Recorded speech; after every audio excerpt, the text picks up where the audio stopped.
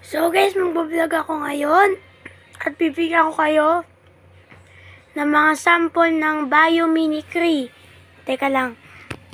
Mata ng pusa na ginamit bilang reflector, ibon na pinagayahan ng bullet train, at aso na naging inspirasyon sa Velcro.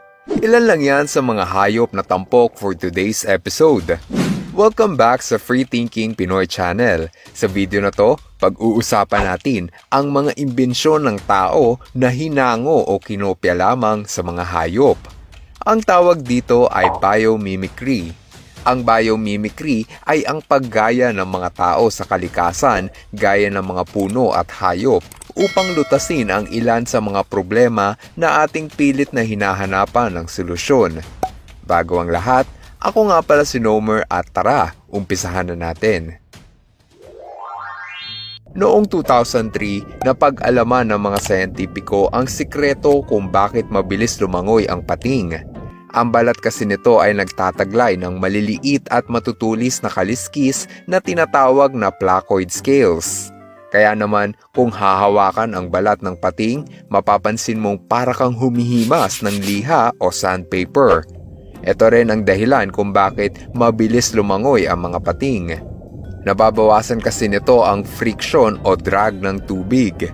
Dahil dyan, naimbento ng mga siyentipiko ang tinatawag na high-technology swimwear kung saan ang tela ng swimsuit ay binase at ginaya sa balat ng pating. Sa ngayon, maraming professional athlete ang gumagamit ng damit na ito upang mas mapabuti ang kanilang pagganap bilang swimmer o triathlon. Pangalawa sa ating listahan ay ang mahiwagang pandikit ng mga tahong. Alam mo yung buhok na makikita mo sa tahong? Yan ang kanilang magic adhesive tape.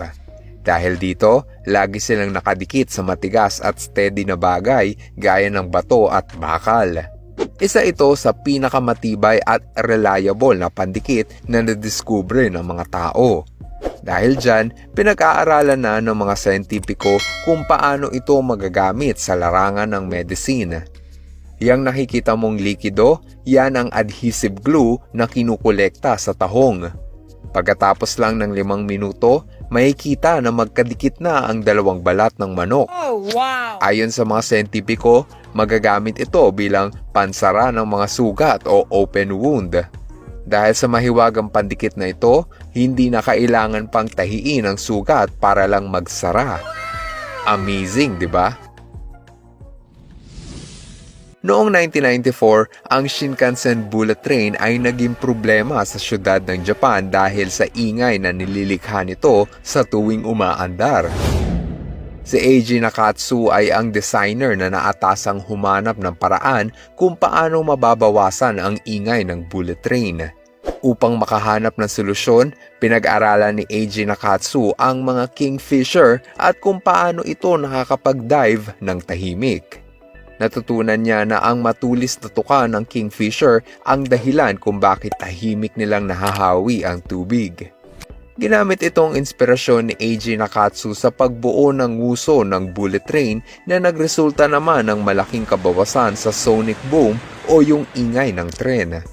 Dahil sa bagong disenyo, mas naging tahimik at suwabe ang andar ng bullet train. Ang paggaya ni Eiji Nakatsu sa nguso ng kingfisher upang solusyonan ang problema ng bullet train ay isang halimbawa ng biomimicry. Ang susunod sa ating topic ng biomimicry ay ang echolocation na taglay ng mga dolphin.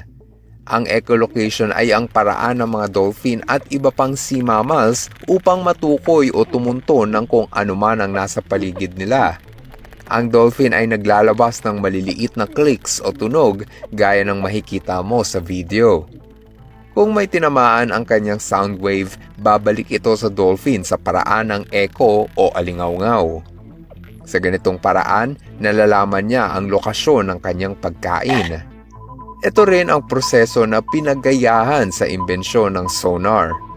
Inimbento ni Reginald Fessenden ang sonar noong 1918 habang pinag-aaralan niya ang echolocation ng mga dolphin. Dahil sa sonar, mas naging ligtas ang paglalakbay sa dagat at naiiwasan pa ang mga aksidente gaya ng banggaan o ship collision. Noong 1991, si Mick Pierce ay naatasang bumuo ng pinakamataas na building sa Zimbabwe na tatawaging Eastgate Center. Ang problema, masyadong mainit ang bansang Zimbabwe at masyadong mahal ang kuryente kung pupunuin niya ng air conditioning ang buong building. Ang solusyon, biomimicry. Pinag-aralan ni Mick Pierce ang mga bahay ng anay sa desyerto at kung paano nito napapanatiling malamig ang lupa kahit tirik ang araw sa desyerto. Napag-alaman niya na ang bahay ng anay ay puno ng mga butas para bang baga ng tao na marunong mag-inhale at exhale ng hangin. Dahil dyan, ginaya niya ang disenyo at binuo ang Eastgate Center na tadtad ng butas at bintana na may maayos na sirkulasyon ng hangin. Sa ganitong paraan, madaling nakakapasok ang hangin at napapalamig ang mainit na pader. Ang ganitong disenyo at arkitekto ay madalas na ring makikita sa mga building dito sa Pilipinas kung saan hindi na kailangan pa ng kuryente para patakbuhin ang mga air conditioning system. O diba, magandang halimbawa ng biomimicry. Nasa kalahati na tayo ng listahan. Sana ay marami-rami ka nang nakuhang libreng impormasyon. Alam mo kung ano pa ang libre? Mag-subscribe sa channel ko. Pindutin lang ang subscribe button sa ibaba ng video at bigyan mo na rin ako ng thumbs up. Sige na, libre lang naman ang subscription Please! Ang daliri ng mga gecko ay isa sa pinaka nakakamanghang imbensyon ni Mother Nature. Kaya kasi nilang kumapit sa kahit anong surface, mapakisame man ito o salamin. Kung isa sa ilalim sa microscope, ang kamay ng gecko ay puno ng maliliit na buhok na ginagamit nila upang makakapit. Kaya naman hindi nakapagtataka na ginawa itong inspirasyon ng NASA sa paglikha ng makabagong imbensyon na magagamit ng mga astronaut sa kalawakan. Gaya ng makina na to na kayang umakyat sa makinis na salamin. O di kaya ay ang lalaki na to na nag-ala Spider-Man sa pag-akyat sa pader. Napakarami pa ng possibility sa kung saan pwedeng gamitin ang imbensyon na ito na tanging imagination lang ang limit. Pwede rin ito ilagay sa mga surveillance machine upang makatawid sa mataas na pader. Para maging ligtas ang kalsada sa mga motorista, ginaya ni Percy Shaw ang mga mata ng pusa.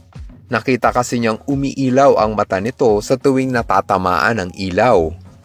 Kaya naman ginamit niya itong inspirasyon sa pagbuo ng kauna-unahang reflective road stud upang maging gabay ng mga nagmamaneho sa kalsada tuwing gabi. Napag-alaman kasi ni Percy Shaw na ang mata ng mga pusa ay may tapetum lucidum, isang manipis na tissue sa likod ng retina na may ihahambing sa salamin.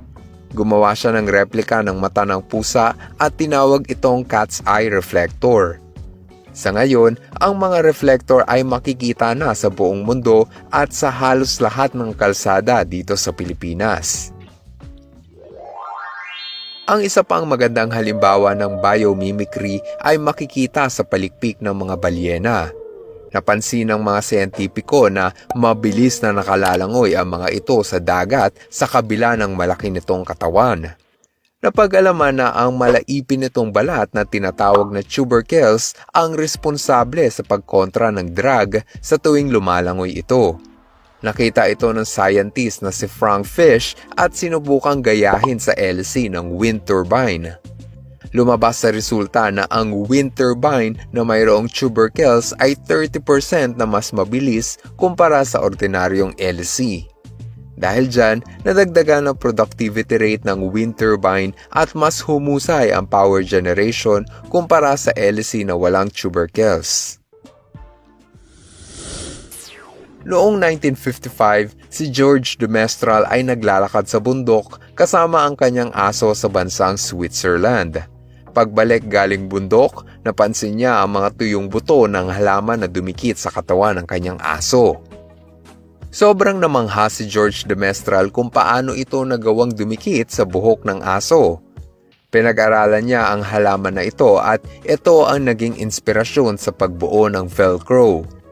Ngayon, ang Velcro ay sikat na imbensyon na makikita sa halos lahat na pang-araw-araw nating gamit sa bahay at opisina. Ang pinagayahan ng Velcro ay isang magandang halimbawa ng biomimicry. Dahil sa mga dolphin, nakayanan natin bumuo ng sonar.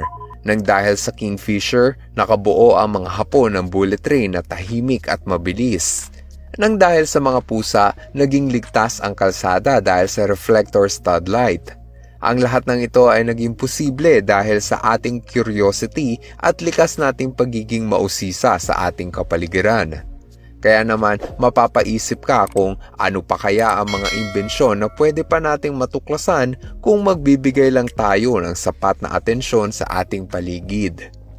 There you have it guys, natapos na natin ang listahan. Sana ay kinapulutan mo ito ng bagong kaalaman na pwede mong ibahagi sa iyong mga kaibigan at pamilya. Salamat sa iyong panunood. Now see you guys on my next video. Ka-FTP viewers, thank you so much sa panunood mo na aking video. Kung nagustuhan mo ang video na ito, subscribe na sa FTP channel.